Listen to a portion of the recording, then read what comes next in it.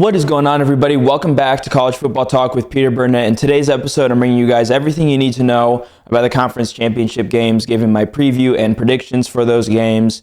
Before I get into it, if you're going to enjoy this video and want to see more like it, please feel free to leave a like, consider subscribing to the channel, and turn on those post notifications so you're always up to date whenever I upload. Getting things started in this video, talking about the Big Ten championship game. I think it's the third ever 1 versus 2 matchup in Big Ten history. I think it was 1985, Iowa beat Michigan 12-10, and then obviously the kind of game of the century version of the game in 2006 when number 1 Ohio State beat Michigan 42-39. So this is a huge game, at least in terms of the rankings.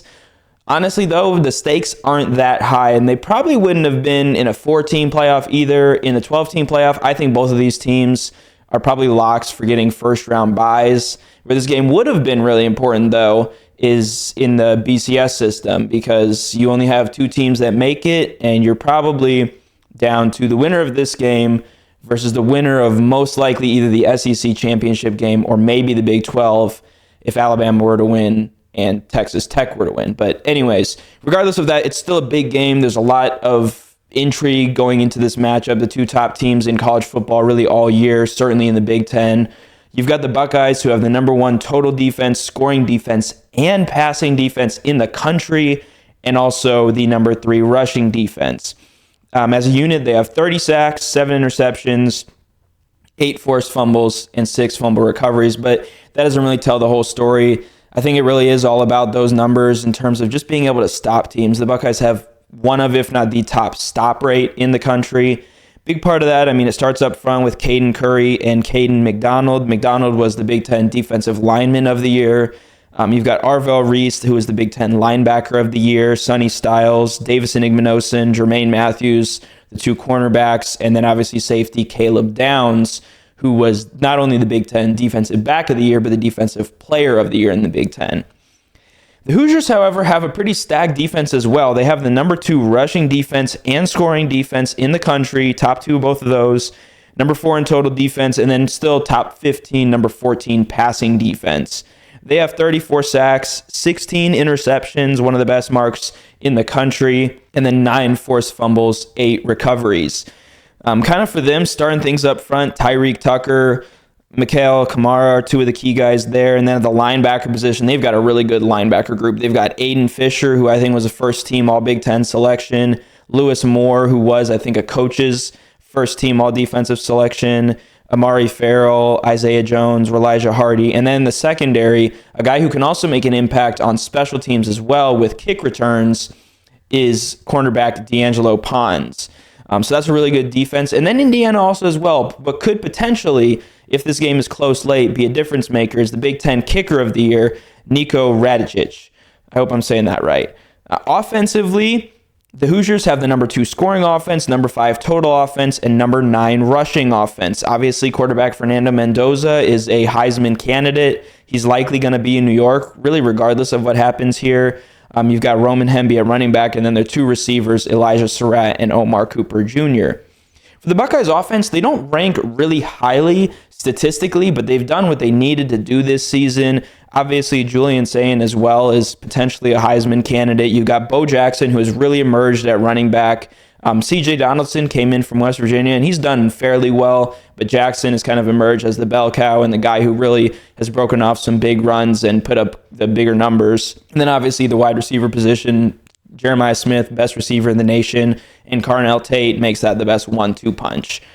I think defensively, the Buckeyes are just a little bit stronger, and I just think overall they're just the better team, and they proved that last year in this matchup. I think it's going to be a little closer than that 38-15 final, which was honestly even closer than that game indicated last year. I think the Buckeyes finally, for the first time since the Texas game in week 1, have to win a 1-score game. I'm going with Ohio State 30, Indiana 23. I think this is a game where we could see a lot of field goals. Both of these teams kind of buckling down in the red zone and getting some stops. But overall, I think the Buckeyes win there, hold on to that number 1 overall seed, and likely Indiana doesn't drop past 3, but I think certainly they don't drop out of the top 4. Next up, a really important game, a little bit higher stakes, I think. In this one, it's the SEC championship game. Number 3, Georgia who's 11-1 against number 9 Alabama, who's 10-2. For the 10th time in the last 11 seasons, or maybe even the 11th out of the last 12 now, the winner of the SEC championship game will be either Georgia or Alabama. The one outlier was LSU in 2019. Otherwise, both of these two teams have dominated the conference for the better part of over a decade. To me, neither offense ranks particularly highly, but both have been able to do some good things throughout the year. I think that's maybe down to that defense still kind of reigns a little bit in the SEC. There have been some years where offenses kind of took over, but overall, the kind of benchmark is that defenses win out. For the Bulldogs, you've got Gunnar Stockton at quarterback. He's done really well taking care of the ball. I think that's what's important here, is how both of these teams take care of the ball, because they're not going to put up like explosive, crazy numbers on offense, but if they take care of the ball, that's what's going to be important. Nate Frazier at running back is a really solid back, and then Zachariah Branch is their top receiver. For the Crimson Tide, Ty Simpson has kind of been a little bit up and down. He had obviously the struggles against Florida State and then looked like probably the best quarterback in the country, but recently kind of dipped back down a little bit, and the Crimson Tide have become very one-dimensional. You've got Ty Simpson passing the ball. He's only thrown 5 interceptions this year. You got Ryan Williams and Isaiah Horton at receiver, but they've struggled to run the ball a lot. Jam Miller is their lead guy there. If he can break off some big runs in this game, that would be a huge difference maker for the Tide, but overall, they've struggled at that. Defensively, these two teams rank 2nd and 3rd in scoring defense, 3rd and 4th in total defense in the SEC. Meanwhile, the Crimson Tide are the best in the conference against the pass, and then Georgia is number 2 in rushing defense. The Bulldogs kind of starts with C.J. Allen. You've also got Chris Cole. Ellis Robinson is a guy that I have my eyes on, as well as KJ Bolden. Those are the two guys in the secondary. Robinson has 4 interceptions, so look for him to potentially make a big play in this one. And then as a team, they have 17 sacks, 8 interceptions, 4 forced fumbles, and 3 fumble recoveries. For Alabama, Yanze Pierre, Justin Jefferson, LT Overton, Deontay Lawson kind of make up that front 7, and then a big-time difference maker in the secondary. Safety Bray Hubbard has 8 pass deflections, 4 interceptions, and I think is 2nd or 3rd on the team in tackles as well. The Crimson Tide have 24 sacks, 10 interceptions, 15 forced fumbles to just 9 recoveries. So they've forced a lot of fumbles this year. They haven't been able to recover all of them, but still a pretty good number there.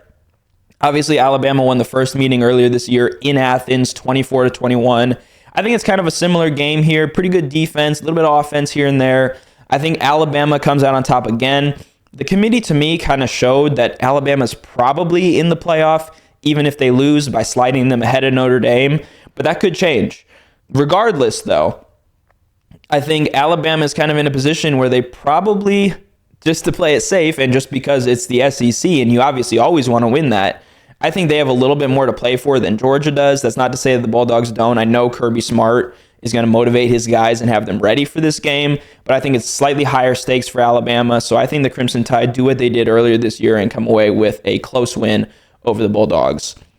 Next up, the Big 12. This one is vitally important for one team and kind of not as much so for the other team. Number 11, BYU, comes in at 11-1, and I think grossly underrated. Now, I'm not saying necessarily that they're, a top 5 team, or a top even 6 team. But I think having them down at 11 for a Power 4 team that's 11-1 and looked really good outside of that loss to Texas Tech, I think they deserve to be higher. I had them, I think, at number 8 in my personal rankings, in the College Football Talk rankings after last week. They're going up against Texas Tech, who's number 4 in the country. They're 11-1. This is going to be a battle of the top 2 defenses in the Big 12. And don't get me wrong, both offenses are pretty solid with Bear Bachmeier, the quarterback for BYU, Baron Morton, the quarterback for Texas Tech. But this one, to me, really comes down to the defenses. Jacob Rodriguez has just put up ridiculous numbers this year. 101 total tackles, 6 pass deflections, 4 interceptions, and 7 forced fumbles. He only has 1 sack, which is kind of surprisingly low. But overall, he's the difference maker in the middle of this defense. You've also got David Bailey and Romello Height on that defensive line. And then in the back half, the secondary, you've got Cole Wisniewski and Bryce Pollock. This is a team that is probably one of the most disruptive defenses in college football. They have 37 sacks, which I think is the most out of any of these teams playing for a conference championship this weekend. 14 interceptions, and then 19 forced fumbles, 13 fumble recoveries. Obviously, a lot of those come from Rodriguez, but overall, this defense is dominant. Jack Kelly and Faletau Satuala are two of the key guys for BYU, along with Therian Alexander III, Evan Johnson, and Tanner Wall. The Cougars have 16 interceptions, 28 sacks, 5 forced fumbles, and then 6 fumble recoveries. I think this game is a little bit closer than the first one was. I think BYU is maybe able to get a little bit more clicking on offense, but I do think Texas Tech comes away with a fairly comfortable win in this one. I'm going with the Red Raiders 31, BYU 20. Next up, kind of quickly going through a couple of other conference championship games. Actually, going to talk briefly about all of them. In the ACC, you've got 7-5 Duke against number 17, 10-2 Virginia. I think the Cavs and the ACC as a whole are getting clowned, and I think the ACC maybe a little bit more fairly than for the Cavaliers. I think this is actually a pretty decent Cavaliers team. You know, they had that early loss in the season to NC State. You know, Texas Tech lost to Arizona State. Arizona State finished slightly better, 8-4. NC State was 7-5. Now, Big 12 is probably a better conference overall, but I think that's an early season loss where you're, acclimating a new quarterback, playing a tough NC State team on the road. And then their other loss was to Wake Forest, which looks really bad, but it's also worth remembering that Chandler Morris, their starting quarterback who transferred in from North Texas, went down with an injury in that game. So I'm not saying here that I think the Cavaliers are going to go on a ridiculous run and make the semifinals or something like that, but I think saying that they don't deserve to be in the college football playoff field in spite of teams being left out like potentially Miami, Vanderbilt, Texas, I think is unfair to Virginia. I think they've put together a good season, and I think they're deserving to get in if they win here, and I think they do. I'm going with Virginia 28, Duke 17. Next, looking over the American Conference, this one's huge. I mean, this is a college football play-in game. There's not really a situation, I don't think, where the American Conference gets left out because it's the top 5 conference championship winners. Now, if one of these teams wasn't ranked ahead of James Madison, maybe there'd be a possibility there, but I think the winner is a shoo-in. You've got number 24 North Texas, who's 11-1, against number 20 Tulane, who's 10-2. The winner, again, goes to the college football playoff. Both coaches have since taken jobs at other schools. You've got Eric Morris going to Oklahoma State and John Sumrall going to Florida. The North Texas offense is number 1 in the FBS in both total and scoring. Drew Mestemaker, their quarterback, has thrown for over 3,800 yards, 29 touchdowns, 4 interceptions. Running back Caleb Hawkins is a 1,200-yard rusher, and then wide receiver Wyatt Young has over 1,200 receiving yards. Jake Retzlaff is a dual threat for Tulane. He has over 2,700 passing yards, over 550 rushing yards, and 28 total touchdowns. And his leading receiver is Chaz Preston. Retzlaff is also the Mean Green leading rusher. And speaking of Mean Green, how about this one? The Green Wave. I'm getting these two teams mixed up. I knew that might happen because you've got North Texas, who's the Mean Green, and you've got Tulane, who's the Green Wave. So a lot of green happening in this one. A couple other key areas to watch, maybe a little bit more red areas for both of these teams. You've got North Texas, who is 129th in the FBS in rushing defense, and Tulane is 121st in passing defense. So Tulane struggles to defend the pass, which is something that North Texas does really well. North Texas struggles against the rush, which is something that Retzlaff, as the leading rusher, does pretty well at, and they've got some other guys kind of behind him at running back. To me, though, the Mean Green have looked really good this season, apart from that loss to South Florida, but they struggle with turnovers in that game and defensively against the Bulls. I think if they can avoid turnovers and kind of cut down on big plays for Tulane, I think they win this one. So I think they are able to do that. I'm going with North Texas 34, Tulane 31. I think this could be out of conference championship weekend, potentially the best, most entertaining game. So tune in for this one. I think it's Friday night. Big one there. Now, quickly going over the other ones, you've got the Sun Belt, Troy, who's 8-4 against number 25, James Madison, who's 11-1. I think the Dukes are just in a class of their own this season. Head coach Bob Chesney is going out to UCLA, but not before he gets this team on the brink of the playoff. If Duke wins over Virginia, James Madison is likely in with a win here. Then Conference USA, just to clarify that one, James Madison 35, Troy 17. Conference USA, you've got two fresh faces to the FBS in recent years. You've got Kennesaw State, who's 9-3 against 8-4 Jacksonville State. The Gamecocks have the number 1 rushing offense in the Conference USA, while the Owls own the 4th worst rushing defense. I think that's a big advantage here for the Gamecocks. Give me Jacksonville State 27-20. Next up, the Mountain West. This one could be big if 2 results happen. If Virginia loses to Duke and if James Madison loses to Troy. Because I think the team that would be next in line as a conference champion would be either team in the winner of this one. Now, if Boise State wins, they'd be comparable to Duke. I still think Boise State would get in.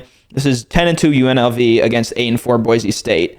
I think the Rebels' offense is just a little bit too much for the Broncos. I'm going with UNLV 31, Boise State 23. Finally, the MAC, the conference action that we all love and are kind of entertained by. You've got 7-5 Miami, Ohio against 8-4 Western Michigan. I've got Western Michigan with the edge here. Broncos 24, Redhawks 20. Finally, going quickly through just game-by-game predictions of the second round of the FCS playoffs. Once they get to the quarterfinals, I might take a little bit of a deeper look into these, but I've got Lehigh over Villanova. They've put together a great season. South Dakota winning on the road at Mercer. North Dakota State should take care of Illinois State at home. Tarleton State beating North Dakota at home. Montana State beating Yale. I think that is the most interesting matchup in this round. I've got Montana over South Dakota State. That's the second most interesting game to me. I've got Abilene Christian pulling a road upset of Stephen F. Austin. They already beat Tarleton State earlier this year. I think Abilene Christian has the ability to do so. And then I've also got Rhode Island getting a win on the road at UC Davis. Last week went 5-3 in my FCS first round prediction. So let's see if we can kind of carry that on, maybe improve a little bit. But that is all for a pretty full conference championship weekend preview. Let me know in the comments below your predictions for these conference championship games and who you think ultimately makes the college football playoff and who's on the outside looking in. But that's all for this episode of College Football Talk. I'm your host, Peter Burnett, signing out. Peace.